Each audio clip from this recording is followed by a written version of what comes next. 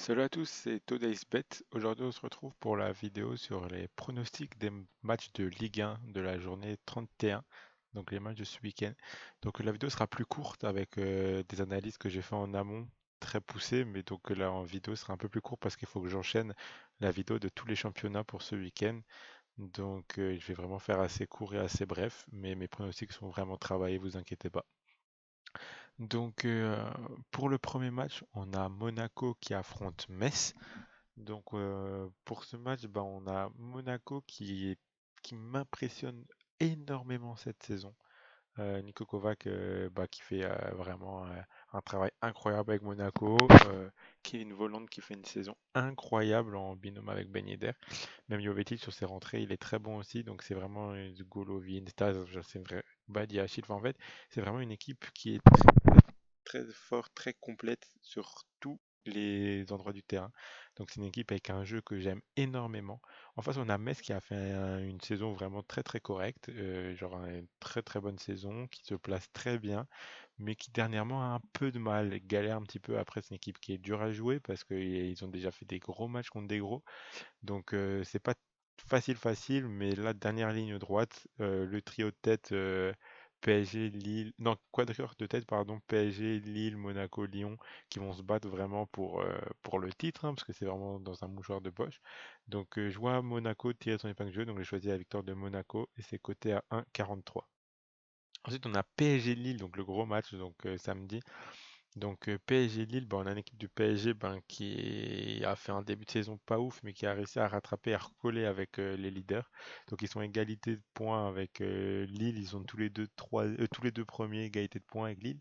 Donc ben, en gros là c'est le premier contre le deuxième, le même nombre de points. Donc l'équipe qui gagnera prendra la tête. S'il y a un match nul, ils resteront à égalité. Mais le PSG, dans les gros, autant des fois ils peuvent faire un petit peu des non-matchs contre Nantes ou quoi, des équipes vraiment qui les surprennent, autant contre les gros, on a vu contre Lyon quand ils ont gagné 4-2, c'est contre les gros ils sont là et ils affrontent le Bayern Munich donc juste après, donc ils ont un gros match contre le Bayern, donc moi je pense que ce match-là ils vont pas le prendre à la légère, ils vont se préparer et avant d'avoir un gros match de Ligue des Champions, ben, il faut être bien mentalement, être en confiance. Et donc, perdre contre Lille, par exemple, ben, ça détruirait le moral. Donc, je pense que là, après la trêve internationale, la meilleure chose à faire, c'est de gagner, de faire un bon match contre Lille. Donc, ce sera pas facile, donc je vois pas vraiment beaucoup de buts d'écart, mais je vois quand même le PSG gagner. Et c'est coté à 1,67. Ensuite, on a Lens-Lyon, qui est aussi un autre match, un très beau match. J'espère voir un match avec pas mal de buts, comme il y a souvent dans les matchs de Lens, un match très ouvert. Mais c'est Lens qui a fait une bonne saison, vraiment bonne saison, qui était bizarrement ben, meilleure à l'extérieur qu'à domicile cette saison. Lyon qui est aussi très très très très bonne saison, qui a pu profiter du fait qu'elle jouait pas Coupe d'Europe pour vraiment assurer un championnat. Donc là, ils peuvent encore viser le titre largement. Et rien, comme j'ai dit, c'est dans un joueur de Paul, rien n'est joué. Donc, vu que Lens a à domicile un peu moins bon qu'à l'extérieur, je vois Lyon en profiter et gagner ce match de reprise de trêve. Donc, j'ai choisi la victoire de Lyon et c'est coté à 1,80. Ensuite, on a Angers-Montpellier. Bon, on a une équipe d'Angers qui a fait une saison correcte. Ils sont milieu de tableau. Montpellier qui a fait un début de saison assez moyen, des périodes de creux. Mais là, dernièrement, en fait, c'est un peu les montagnes russes avec Montpellier. Ça peut être bien. Après, période de creux, après, ça revient bien. Et là, ils sont dans une période positive. Donc, ça revient vraiment bien. En fait, c'est vraiment quand ils ont leur équipe type qu'ils jouent bien. Donc là, ben, ils ont récupéré Andy Delors et tout récemment. Et donc, depuis, ça va beaucoup, beaucoup mieux. Donc ça va être un match, je pense, peut-être assez serré. Les deux équipes risquent de marquer. J'aurais pu partir sur deux équipes marquent, mais je vois quand même Montpellier gagner, vu la forme qu'ils ont en ce moment. Angers, en plus, le coach a annoncé ben, qu'il allait quitter le club à la fin de saison. Donc à voir. Le dernier exemple que j'ai de ça, c'est Mönchengladbach. Quand Marco Rose il a annoncé qu'il allait partir, ben, ça a détruit le club et complètement détruit les résultats. Donc à voir Angers comment ça va se passer. Mais donc, j'ai quand même choisi une victoire de Montpellier parce que la cote était intéressante. Donc, j'ai choisi victoire de Montpellier, côté à 2,75. Ensuite, on a Reims contre Rennes. Donc, on a une équipe de Reims ben, qui se bat pour son maintien, mais qui fait des des vraiment bons matchs. Genre, vraiment, en ce moment, ils sont mis en mode maintien et c'est vraiment.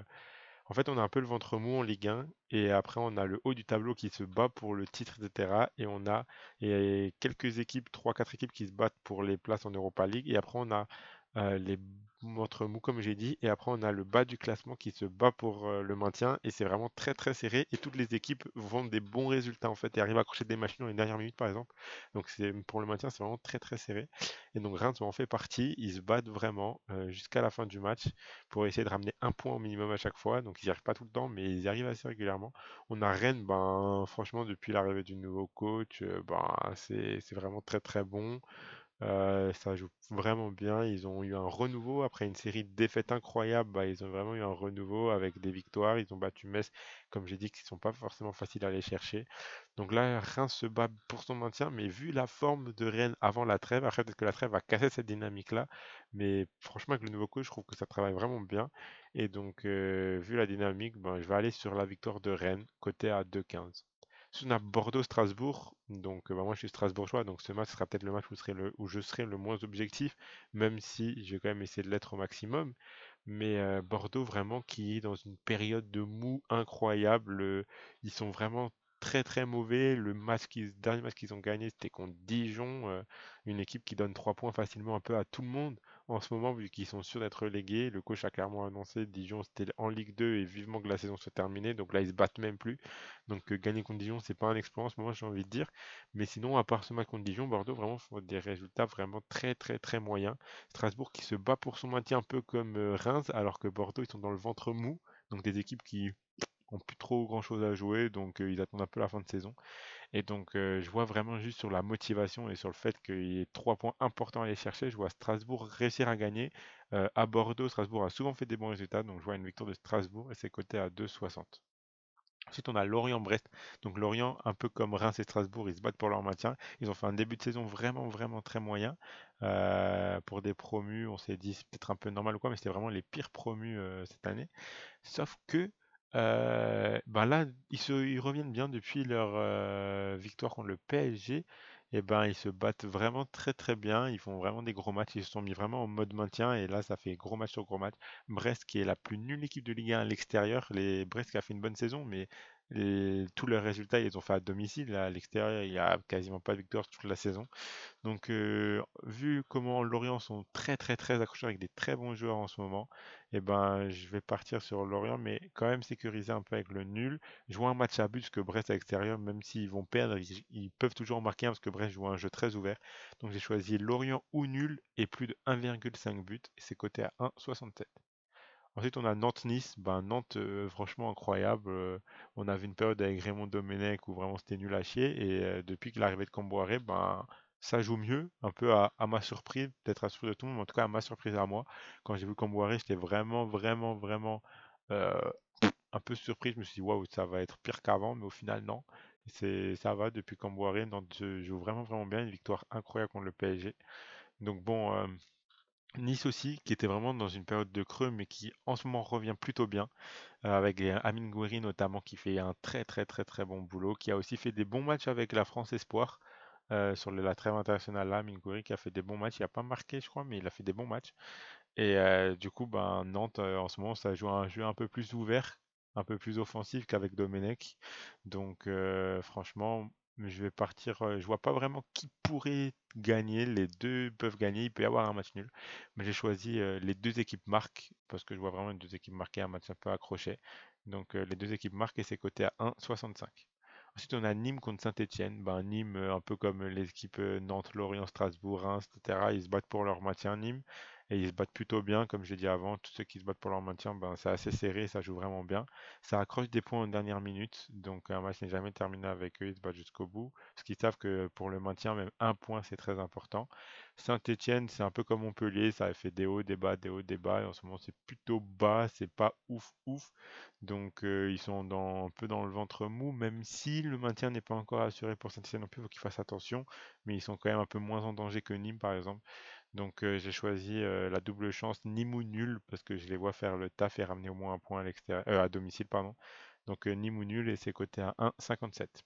Et ensuite le dernier match c'est Marseille-Dijon. Donc là je vais être assez bref. Marseille depuis l'arrivée de Sampaoli, ben, à domicile c'est incroyable. À l'extérieur ils ont perdu contre Rennes.